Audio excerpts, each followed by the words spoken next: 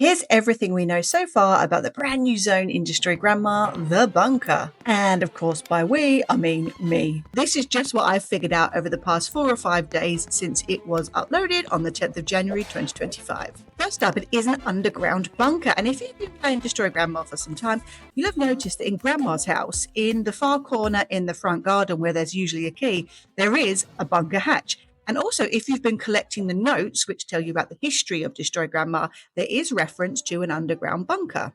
Don't worry if you have no idea what I'm talking about with the notes, I'll explain later. So it's been a few days now, and we've all had a chance to have a little look around the bunker, run around in a mad panic, as it's always quite confusing when there's a new zone, and we said goodbye to Santa's workshop. Hopefully, though, we'll see that again in December. So here's what I've figured out so far. There are different rooms in the bunker. They are the garden room, the lab, the control room, the central nursery, a kid's bedroom, a research room, and of course the corridors and vents. There are also a few brand new weapons in the bunker. We have a lightsaber, magnets, and fire extinguishers. In the bunker, there are 7 tasks to complete when you're Grandma. Some of them are really familiar if you've been playing the other zones, such as water the plants, mop up puddles, pick the flowers, pick up the trash or bin bags, as I call them, and fix the electricity boxes.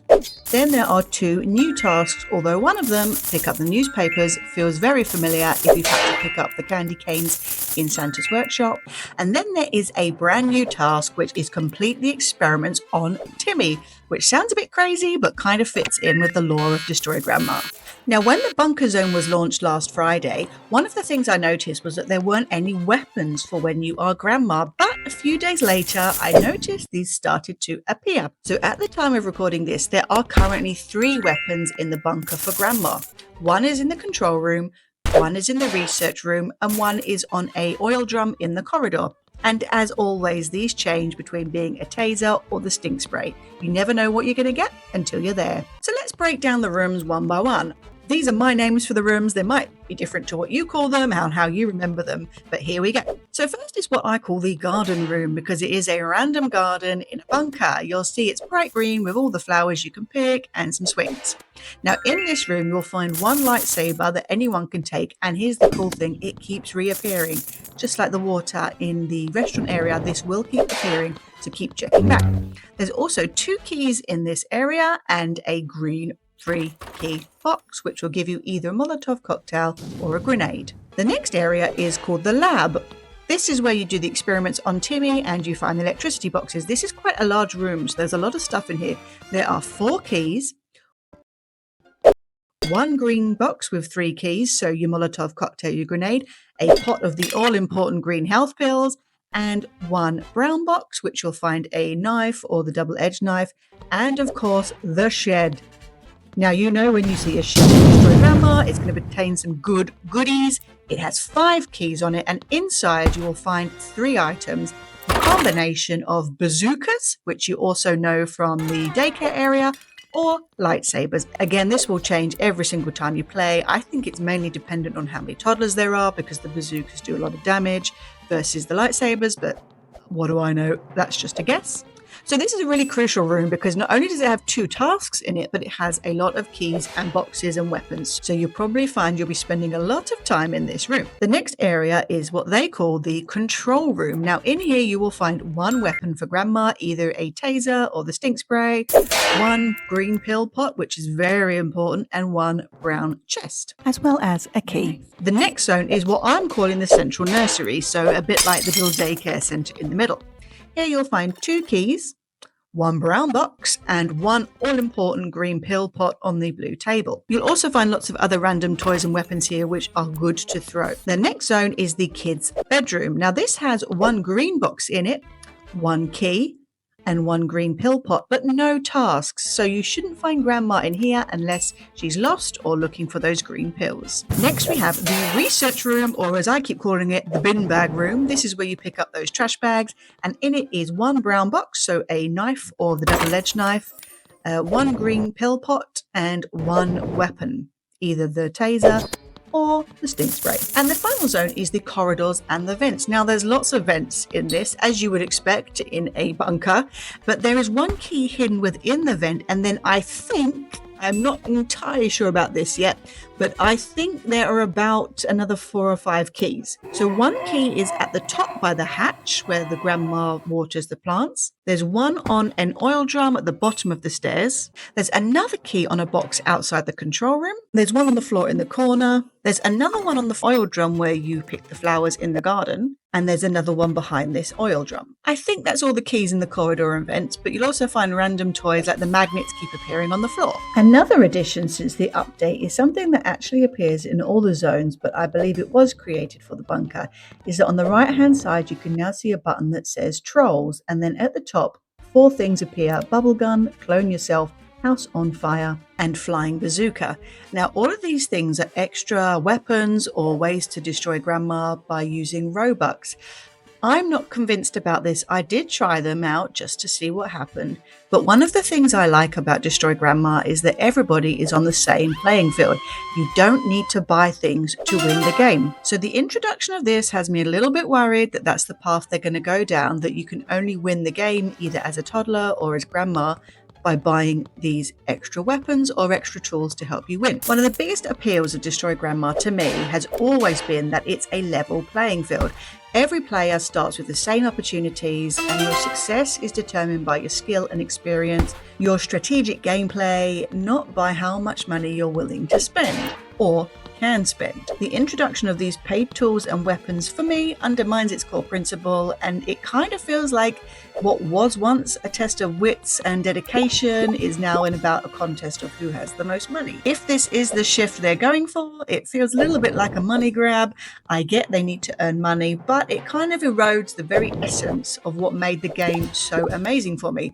Don't get me wrong, I still love it, and this is a brand new thing they've introduced, so we'll see where it goes. But myself as a player, I've cherished the fairness and the community spirit of Destroy Grandma, where the path to winning is earned by experience, playing the game, figuring out what you need to do as a team, and it's not bought by cash. And I feel like this update kind of risks alienating some of the fan base who've upheld the game's unique charm. Now, of course, the developers don't have to listen to me. I'm just one mere game player in millions, but I hope they don't continue down this course where they're pushing people to buy weapons and tools. It just feels unnecessary, but I get they need to make money. I just wish there was a better way to do it. But as I say, let's see where this goes. Hopefully it won't be that you need to buy weapons to win in the future. So earlier on I mentioned that you can still collect notes in this zone, and if you're thinking, oh, what are the notes? Well, you might have missed that around the other areas of Destroy Grandma there are hidden notes written by Timmy. They're in various locations all around the houses, but I've never really mentioned them before because, quite frankly,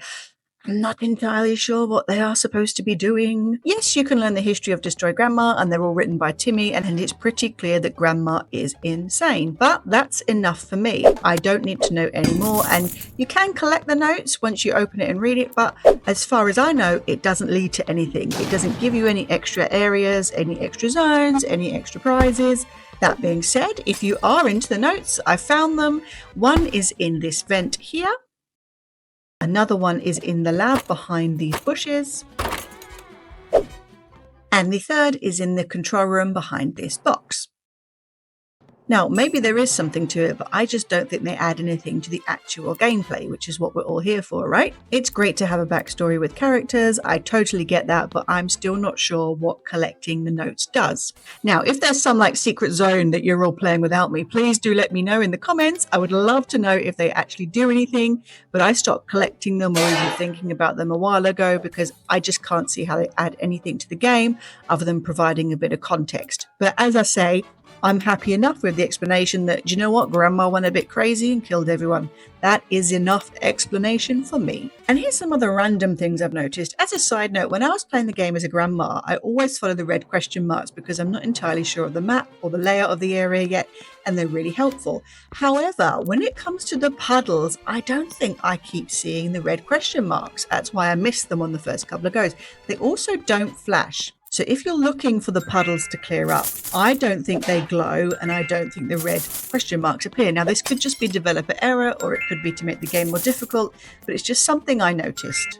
I also noticed that a bit like the restaurant, there's lots of places that Grandma can hide quite easily because there are no open views and glass windows. It's really easy to lose track of where the Grandma is. She could turn a corner and suddenly she's gone. You have to keep running, checking each room, finding out where she is.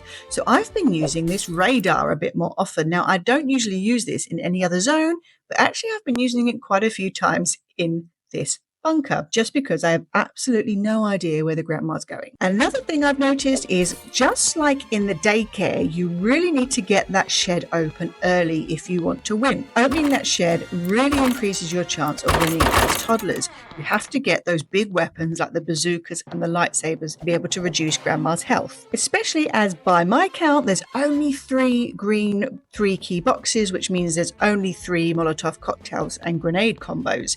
You have to get that shed open. So that's it really. That's everything we've discovered so far. And again, by we, I mean me. That's the royal we I'm talking about there. Hopefully this will help you if you're a little bit stuck, because it's really intimidating when there's a new zone and you have absolutely no idea what you're doing. I've played quite a fair bit as the toddler and as the grandma, and I don't always win. As always, I don't always win. I didn't become a top 10 player just by winning all the time. I became a top 10 player by playing all the time, because even when you lose, you earn XP points for the actions that you've taken. So I really like this new zone, perhaps because it's new and it's exciting, but I also quite like the restaurant, which is what it reminds me of. I know a lot of other people, just from the voting rounds, still really love the daycare and Grandma's house. But I really do quite like the restaurant, and now I'm falling in love with the bunker. I just really hope they're not going to go down the route of needing to purchase items to win the game. I feel like that's a bit disingenuous and not in the spirit of the game. So I'll be really sad if that happens, because I'll probably have to move on and find another game. One person speaking, they're probably not going to listen to it, but yeah. Thankfully, so far, I haven't actually seen anybody else use any of these things, and the revenge kick that appeared a few weeks ago, I think I've only encountered that once or twice myself. So clearly people aren't buying things to win the game, but you never know, it might get pushed in that direction, and I sincerely hope not. I think it kind of ruins the spirit of the game, and it's just not cricket. So that's it for the things I've noticed in this first long weekend of playing the game since the update. If there's anything else you've noticed or you want to point out or you found, please do let me know in the comments so we can share with the wonderful Destroy Grandma community. And who knows, maybe I'll see you out there in the bunker. Let's go destroy Grandma.